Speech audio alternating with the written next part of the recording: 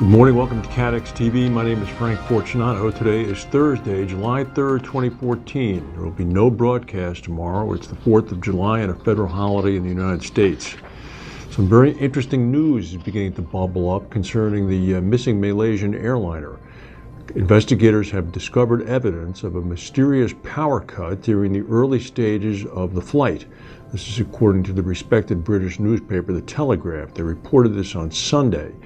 The Australian Transport Safety Bureau revealed in the report that was released last Thursday that the missing 777 satellite data unit had unexpectedly tried to log onto a satellite less than 90 minutes after taking off from Kuala Lumpur. The report said that a login request in the middle of a flight is not common. This request, which is also known as a handshake, was likely to have been caused by a power failure on board. According to the report, the plane tried a further 6 times to log into the satellites. The final attempt at the handshake is believed to have been caused by the plane crashing into the Indian Ocean.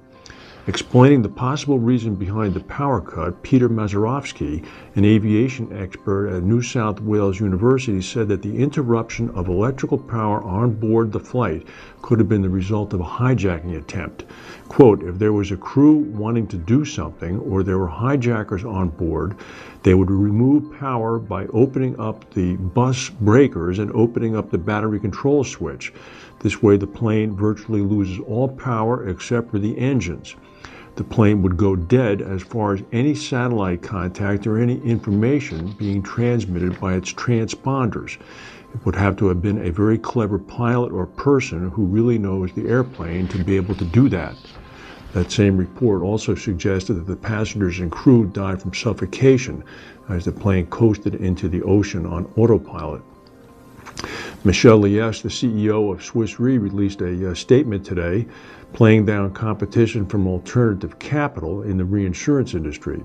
He said, quote, with clients expected to continue to rely on reinsurers for services and long-term support, we believe that alternative capital cannot replace the traditional reinsurance model.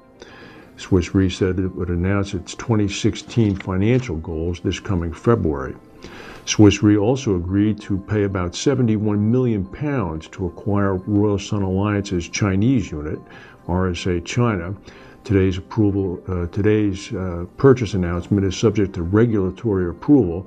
It comes only a day after RSA confirmed the sale of its Canadian broker, Noraxis Capital, to AJ Gallagher for about 422 million Canadian. The Ebola outbreak in West Africa has become serious enough that today 11 African health ministers and representatives of airlines are meeting in Accra, the capital of Ghana. The scientist who discovered the Ebola virus in the 1970s, Dr. Peter Piot, told CNN's Christiane Amanpour that this situation is now unprecedented. Number one, it's the first time that West Africa is involved, which has significant air links to the rest of the world. Secondly, it's the first time 3 countries are involved. And thirdly, it's the first time that we have outbreaks in capitals, in capital cities, rather than in the hinterlands.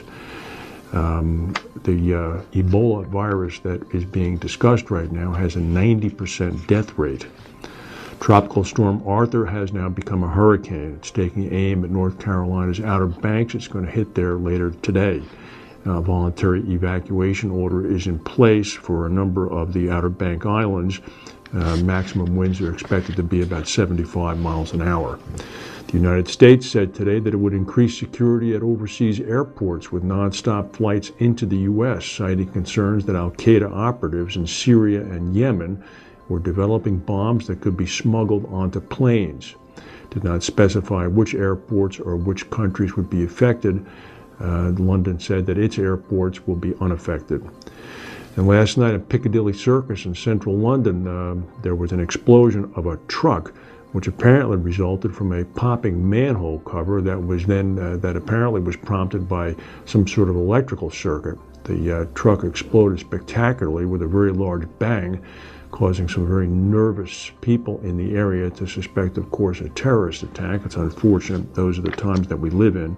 The fire was brought under control, and Piccadilly Circus is once again open for traffic. or non-traffic if you've ever had the misfortune of being in a cab driving through it, watching your meter click. That's the news for today. If we have any breaking news, we'll come back and tell you. There will be no broadcast tomorrow on July 4th. Enjoy the weekend. Thank you for watching.